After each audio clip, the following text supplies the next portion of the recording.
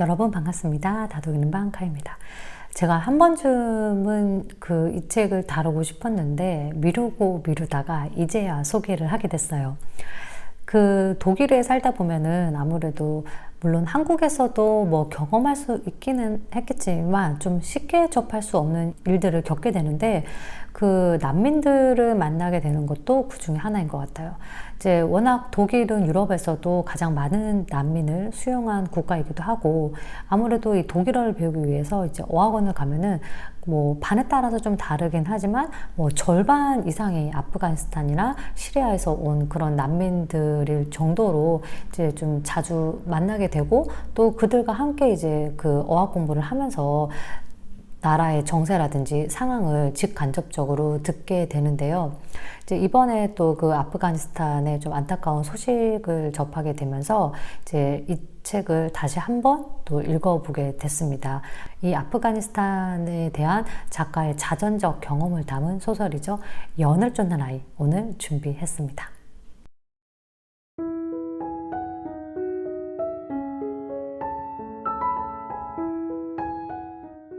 이 책은 자전적인 경험이 그대로 묻어나 있는 작품이에요. 이 작가 역시 아프가니스탄 출신인데 1980년도에 미국으로 이제 망명을 하면서 미국에서 이제 의사로서 일을 하게 되고 자신의 어떤 유년 시절을 담은 책, 바로 이 연을 쫓는 아이를 발간하면서 이제 전 세계적인 베스트 작가 반열에 오르게 됩니다. 그래서 지금은 이제 글을 쓰고 이 의사활동을 하면서 또 아프가니스탄을 돕는 일들을 하고 있는 것으로 알고 있어요. 이 책의 줄거리부터 이제 간단하게 살펴볼게요. 책에는 두 명의 아이가 등장을 합니다. 굉장히 부유한 성공한 사업가 바바의 아들인 아미르와 그의 하인인 하산인데요.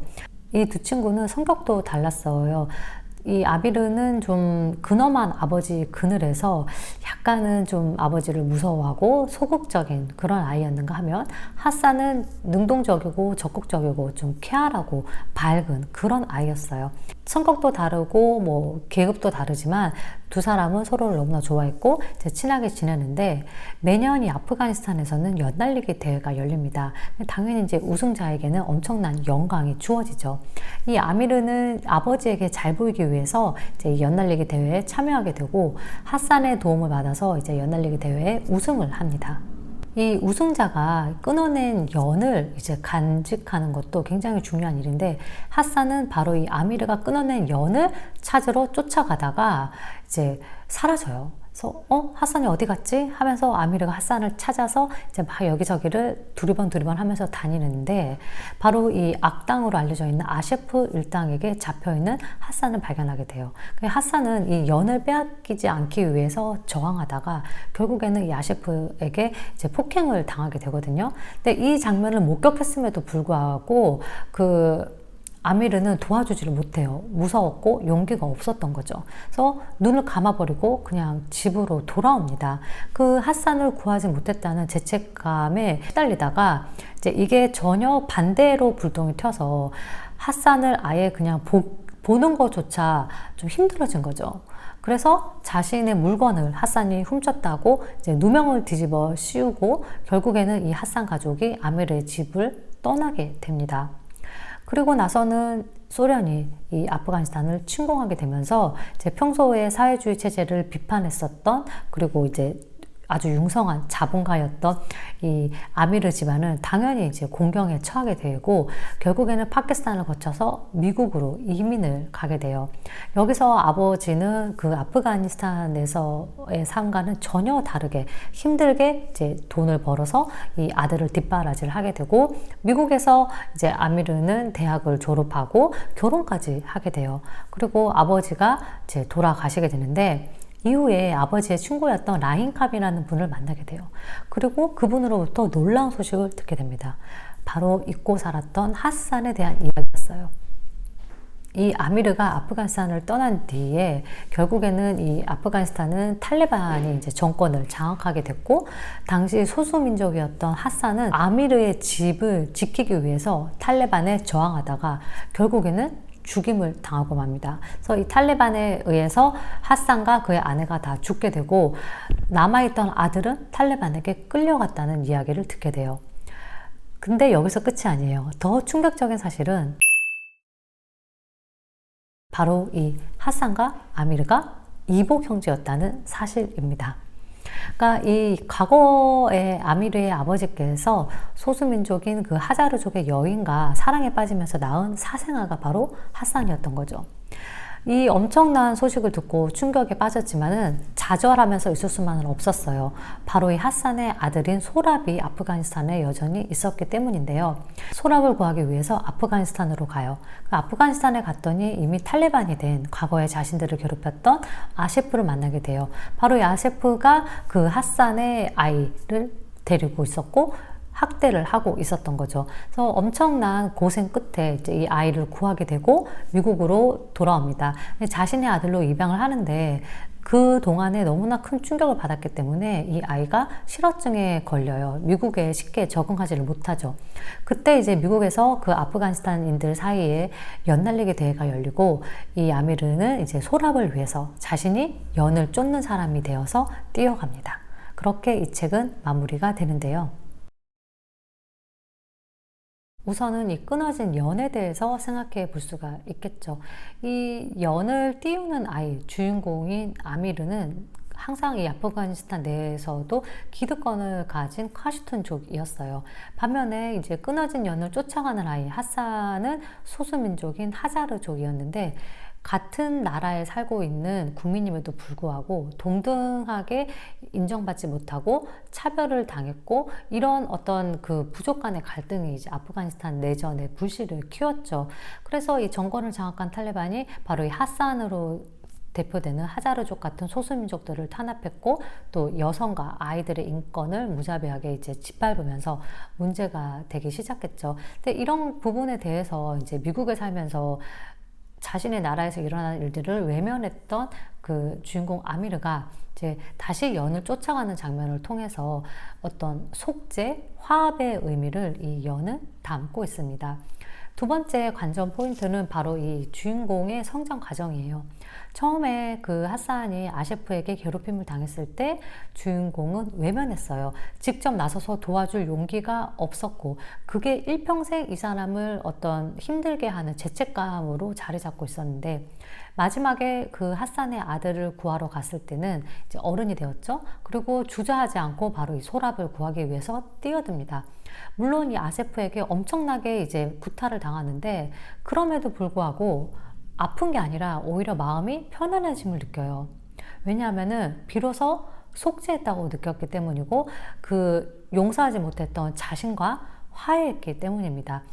우리는 다른 사람을 용서하는 것도 배워야 하지만 나의 삶을 계속 나아가기 위해서는 어떤 나를 움직이지 못하게 하는, 나아가지 못하게 하는 그 무엇과 스스로 용서하고 화해할 수 있어야 함을 이 책은 이야기하고 있어요. 이 작가가 자신을 비롯해서 아미르에게 투영했던 것은 결국에는 그 자신의 조국, 고국에 대해서 외면했었던 그 과거예요. 미국에 살다가 이제 소랍을 구하기 위해서 아프가니스탄에 갔을 때 아미르는 낯설음을 경험합니다. 그러니까 고향에 왔다 이런 편안함이 아니라 그 풍경, 그 공기, 그 사람들이 다 너무나 낯설고 생경한 거예요.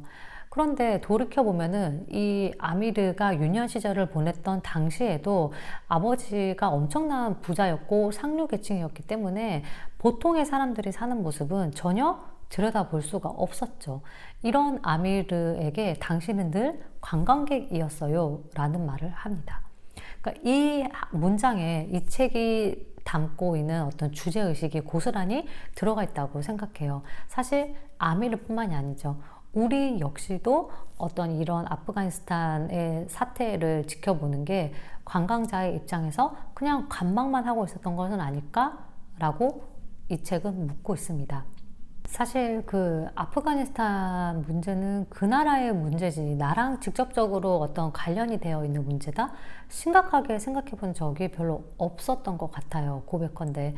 이 아프가니스탄의 역사를 보면은 처음부터 이렇게 이 나라가 비극적이지는 않았어요. 오히려 2차 세계대전 때는 그 소련과 미국 사이에서 중립국 역할을 잘 하면서 뭐 경제적으로도 좀 부흥했었고, 또 지금처럼 여자들이 학교를 못 가게 하는 것이 아니라 학교도 가고 사회활동도 하고 복장도 굉장히 자유로웠어요. 이 아프가니스탄의 마지막 왕인 이 모하메드가 집권했던 시기를 바로 이 아프가니스탄의 어떤 태평성대라고 이야기를 하는데, 그러다 이 1973년에 모하메드가 질병 치료를 위해서 이탈리아 로마를 가게 되는데, 그 사이를 틈타서 사촌이 쿠데타를 일으킵니다. 그래서 이 집권을 상실하게 되고 자기 나라에 돌아가지 못하게 되는 거예요. 그러다가 소련이 또 아프가니스탄을 침공하고 그 다음 해에는 아프가니스탄 내전이 일어나죠. 결국에는 이 모하메드 왕은 자신의 나라로 돌아가지 못하고 30년 가까이 망명 생활을 합니다. 그러니까 이게 인생이 굉장히 기구하죠.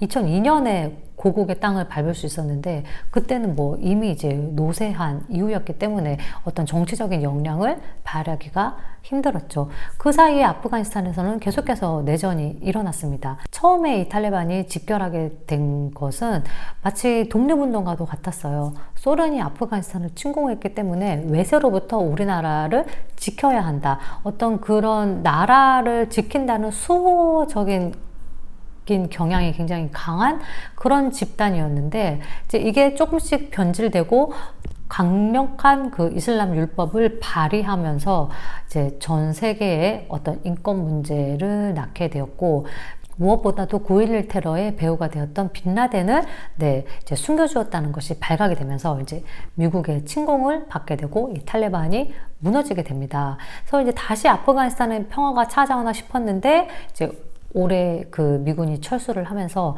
기다렸다는 듯 이 탈레반이 다시 이제 정권을 장악하게 됐죠. 그리고 이제 또다시 어떤 여성과 아이들의 인권이 굉장히 심각해졌고, 뭐 부르카의 구입률도 엄청나게 높아졌다고 하죠. 사실 우리가 그 아프가니스탄의 전통 의상이라고 생각하는 부르카도 원래는 전통 의상이 아니라고 합니다. 그래서 요즘에 이제 그 아프가니스탄에서 탈출한 혹은 아프가니스탄이 고국인 사람들 사이에서 이제 해시태그 운동이 일어나고 있죠. 그래서 이게 보면은 전혀 지금 전통 의상의 우리가 생각했던 것과는 모습이 달라요. 그러니까 그만큼 우리가 이 아프가니스탄이라는 나라에 대해서 잘 모르고 있었던 게 아닌가 싶기도 하고요. 어떤 몰랐던 진실을 바로잡는 것, 또 관심을 가지는 것, 차별이나 편견의식을 없애는 것, 그런 것들이야말로 바로 이 책에서 말했던 어떤 관광객의 입장에서 벗어날 수 있는 방법이 아닐까라는 생각이 들고요. 이 작품은 연을 쫓는 아이라는 동명 제목의 영화도 있어요. 근데 영화는 너무 그 책과 전개가 똑같이 흘려서 사실 좀 지루한 측면이 없지 않아 있어요.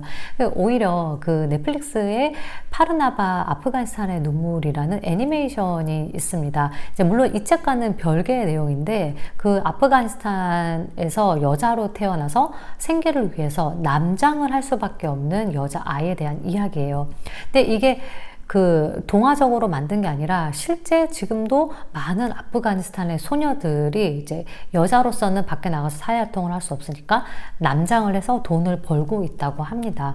이런 현실을 담고 있는 애니메이션인데, 그 책을 다 보신 다음에 이제 이 영화도 함께 보시면은 좀 아프가니스탄을 이해하는데 좀 더 도움이 되지 않을까 싶고요. 이 아프가니스탄의 평화가 하루빨리 찾아오길 바라면서 저는 또 다음 시간에 다독이는 책으로 여러분 찾아뵙도록 하겠습니다. 추스!